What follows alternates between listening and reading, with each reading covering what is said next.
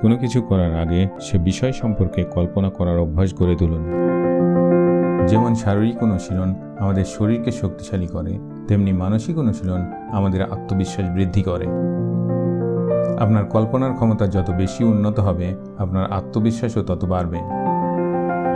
যদি কল্পনায় আপনি নিজের কাজকে নিখুঁতভাবে অনুকরণ করতে পারেন, তবে বাস্তব জীবনে সেই কাজটি আপনার কাছে সহজ ও স্বাভাবিক মনে হবে, কারণ তখন আপনার মনে হবে আপনি এটি আগেই সম্পন্ন করেছেন।